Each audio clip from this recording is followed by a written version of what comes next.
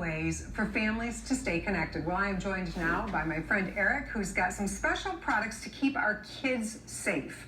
I love all the new things out there, but it's hard for parents to keep up with all the gadgets. So what are you recommending? Sure, absolutely. So the first device we recommend is the Philips smartwatch. So there's a lot of parents out there that they're not necessarily ready to get their child a phone, right? Mainly because they might lose that device, right? And we're not sure at what age do you even get a child a cell phone. Exactly. Is that a phone or is it a watch? It is both, actually. Oh, good so answer. it'll fit over the child's wrist. Okay. It comes with an extra clip so you can connect it so it doesn't fall off, but it's got some great benefits. So one of the best benefits about it is you can pre-program 5 numbers into the device.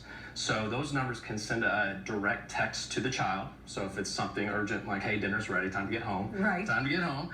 But also, those are the only numbers that the child can reach out to. So a child could dial grandma who's in the phone, or the babysitter, or mom, or dad, or whoever it is, and it'll all be pre-programmed. They don't have to remember any numbers. Absolutely. It's pre-programmed from the application on the parent's smartphone. Can the child text back? It cannot. It's a one-way text from the parent to the child. We're definitely managing that well. Yes, we are.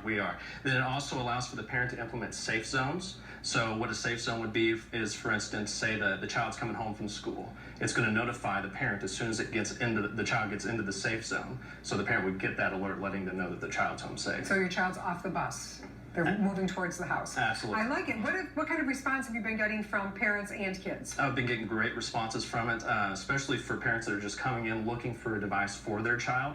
Like we talked about earlier, they might not be ready to get their child a phone, but they want to get some way to keep in touch with their child, and this is a great way to do it. Mm-hmm. Love it. Yeah. Let's talk a little bit about the car connection. Yeah, so this is the AudioVox Car Connection 2.0.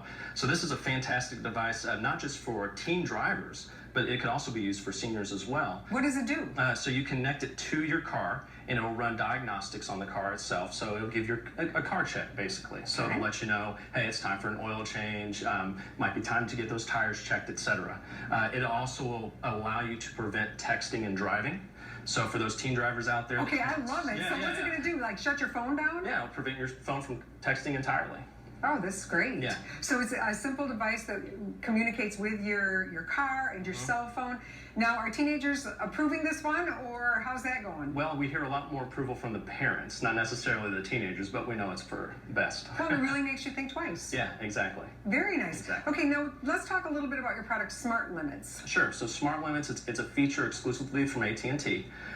So the way that it works is that you can have as little as one individual or as many as 10.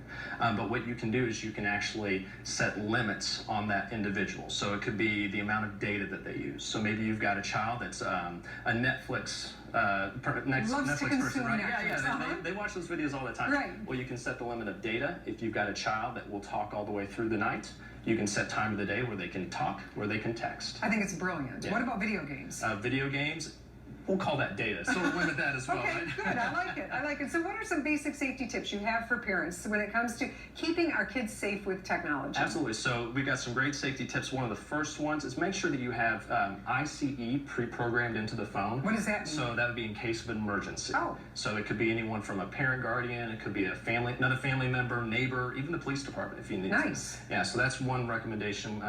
Another one would be to make sure that your child completely understands how to use their phone for emergency purposes. So that would be not only knowing how to dial 911 if you need to, but just be aware of landmarks, businesses within the area of the emergency. So if you happen to talk to 911, you can let them know exactly where you're at. So I've been reading about Red Button. Yeah. What's that all about? Yeah, so there's the Red Button Alert, or Red Button Panic app, I'm sorry. Okay. So that's an application you can download onto the child's phone. Now that'd be for a child that has a smartphone.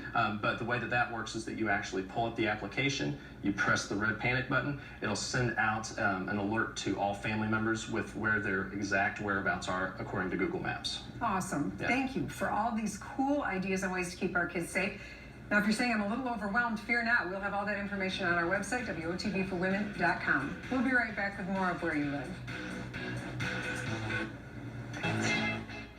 Fifth Third Bank is